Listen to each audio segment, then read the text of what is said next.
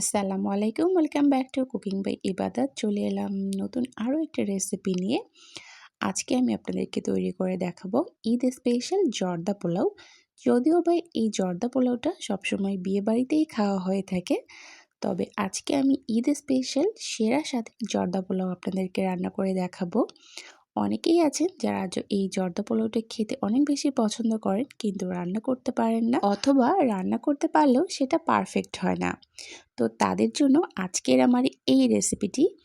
আশা করব রেসিপিটি সবার কাছে অনেক বেশি ভালো লাগবে। তো চলুন দেখে নিই পুরো রেসিপিটি। জর্দা পোলাও রান্না করার জন্য আমি এখানে নিয়ে নিয়েছি চিনি গুঁড়া পোলাওয়ের চাল, তবে এটা আপনারা বাসমতি চাল দিয়েও রান্না করে নিতে পারবেন।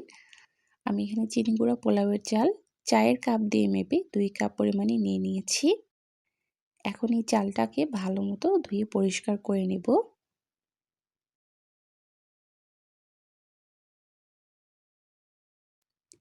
আমি 3 থেকে 4 বার পানিটা পাল্টিয়ে চালগুলো ধুয়ে পরিষ্কার করে নিয়েছি।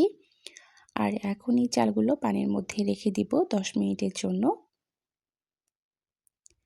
10 মিনিট হয়ে গেছে। এখন আমি একটা ছাঁকনির মধ্যে চালগুলো উঠিয়ে নিচ্ছি, যাতে করে চালের মধ্যে থাকা এক্সট্রা পানিটা ঝরে যায়।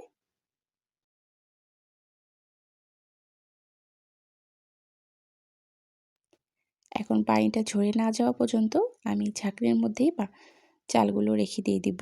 এখন চুলার মধ্যে একটা প্যান বসিয়ে নিয়েছি, আর এখানে চালের ডবল পরিমাণে আমি পানি দিয়ে নিয়েছি। আর এখানে দিয়ে নিচ্ছি 1 থেকে 2 টেবিল চামচ পরিমাণে রান্নার তেল। তেলটা দেওয়ার কারণে পোলাওটা যখন রান্না হবে তখন একটার গায়ে আরেকটা লেগে থাকবে না, এজন্য অবশ্যই তেলটা কিন্তু দিয়ে নেবেন। আর এতে করে কিন্তু জর্দা পোলাওটা একেবারে ঝরঝরে হবে।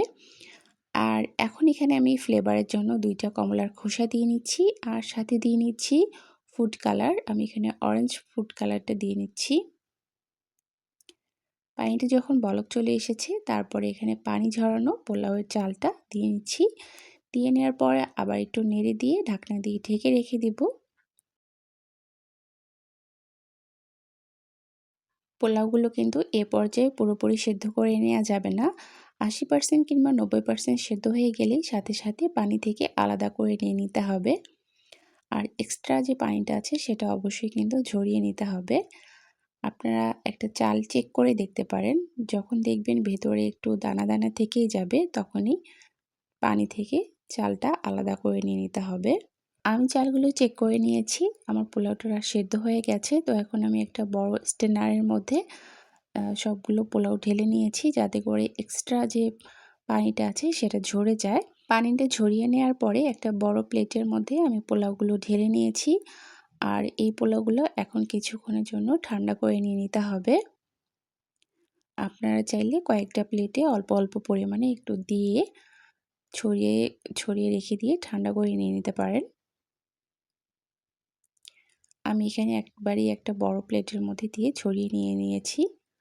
পোলাওটা অবশ্যই কিন্তু ঠান্ডা করে নিয়ে নিতে হবে। পোলাওগুলো ঠান্ডা হতে হতে আমি চিনি শিরাটা তৈরি করে নিয়ে নেব, যার জন্য এখন একটা প্যানের মধ্যে আমি নিয়ে নিচ্ছি 2 টেবিল চামচ পরিমাণে ঘি,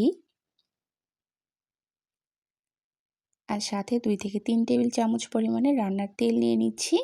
তবে আপনারা এখানে রান্নার তেলটা না দিয়ে সম্পূর্ণ রান্নাটা ঘিয়ের মধ্যেও করে নিতে পারবেন। তবে আমি এখানে দুইটাই মিক্স করে দিয়ে নিচ্ছি। সাথে দিয়ে নিচ্ছি 4-5টা তেজপাতা, মাঝখান থেকে ফালি করে দিয়ে নিয়েছি। 3 টুকরো দিয়ে নিচ্ছি দারুচিনি, 4-5টা দিয়ে নিচ্ছি এলাচ, অবশ্যই থেতো করে নিয়ে নিতে হবে, তাহলে খুব সুন্দর একটা স্মেল আসবে। 10-12টার মতো দিয়ে নিচ্ছি লবঙ্গ, আর কয়েকটা দিয়ে নিচ্ছি গোলমরিচ। আর এরপরে মশলাগুলো 2 থেকে 3 মিনিটের মতো ভেজে নিয়ে নিতে হবে। মশলাগুলো ভেজে নেওয়ার পরে খুব সুন্দর একটা স্মেল আসার পরে এখানে আমি কিছু ড্রাই ফ্রুট অ্যাড করে দিয়ে নিচ্ছি। আমি এখানে কাজু বাদাম, কাঠবাদাম আর কিশমিশ দিয়ে নিয়েছি। ফ্লেভারের জন্য এখানে কয়েক কোয়া কমলা দিয়ে নিয়েছি। আর এখন এই সব কিছু ভালো মতো একটু ভেজে নিয়ে নিতে হবে। ভেজে নেওয়া হয়ে গেছে। এখন এখানে আমি চিনি দিয়ে নিচ্ছি। যেই কাপ দিয়ে আমি চালগুলো মেপে নিয়েছি, ঠিক ওই কাপ দিয়ে মেপেই আমি এখানে 1.5 কাপ পরিমাণে চিনি দিয়ে নিচ্ছি। আর দিয়ে নিচ্ছি 1 কাপ পরিমাণে পানি। এখন চিনির শিরাটা তৈরি করে নিয়ে নেব। আর আরেকটা কথা আমি বলতে ভুলে গিয়েছি, রান্নার চালগুলো সেদ্ধ করার সময় যে আমি কমলার খোসাগুলো দিয়েছি সেগুলো অবশ্যই কিন্তু পোলাওটা যখন ঠান্ডা করে নেবেন তখন কিন্তু ফেলে দিয়ে নিতে হবে। চিনি শিরাটা তৈরি হয়ে গেছে, এখন পোলাওগুলোর মধ্যে দিয়ে হালকা একটু নেড়ে দিতে হবে। খুব বেশি কিন্তু নেড়ে দেওয়া যাবে না, তাহলে কিন্তু পোলাওগুলো নরম হয়ে যাবে। আলতো করে একটু নেড়ে দিয়ে এখন এখানে বাকি যে ড্রাই ফ্রুটগুলো আছে সেগুলো আমি এখানে দিয়ে নিচ্ছি। প্রথমে আমি এখানে কিশমিশ দিয়ে নিলাম, কাঠবাদাম দিয়ে নিচ্ছি আর কাজু বাদাম দিয়ে নিব। ড্রাই ফ্রুটগুলো কিন্তু আপনারা আপনাদের পছন্দ মতো দিয়ে নিতে পারবেন। আর দিয়ে নিচ্ছি 2 থেকে 3 টেবিল চামচ পরিমাণে গুঁড়ো দুধ। গুঁড়ো দুধটা অবশ্যই দেওয়ার চেষ্টা করবেন। গুঁড়ো দুধটা দেওয়ার কারণে কিন্তু এই পোলাওটা খেতে আরও বেশি মজা লাগে। দেওয়ার পরে আবার আলতো করে একটু নেড়ে দিয়ে নিচ্ছি। এরপরে ঢাকনা দিয়ে ঢেকে রেখে 10 মিনিটের মতো লো আঁচে আমি রান্না করে নিয়ে নিব। আর এর মাঝখানে কিন্তু 2-1 বার আলতো করে আবার উল্টিয়ে পাল্টিয়ে দিয়ে নিতে হবে। তো জর্দা পোলাওটা কিন্তু রান্না হয়ে গেছে। এখন আমি পরিবেশন করে নিয়ে নিয়েছি। এখন এই জর্দা পোলাওটাকে খুব সুন্দর করে ডেকোরেশন করে নিয়ে নিব। তো প্রথমে আমি একটু গুঁড়ো দুধ এখানে দিয়ে নিয়েছি, কারণ আমার কাছে মাওয়া ছিল না। যদি আপনাদের কাছে মাওয়া থাকে তাহলে আপনারা এখানে মাওয়াটা ব্যবহার করে নিতে পারবেন। মাওয়ার পরিবর্তে আমি এখানে একটু গুঁড়ো দুধ দিয়ে নিয়েছি, যাতে করে দেখতে সুন্দর লাগে।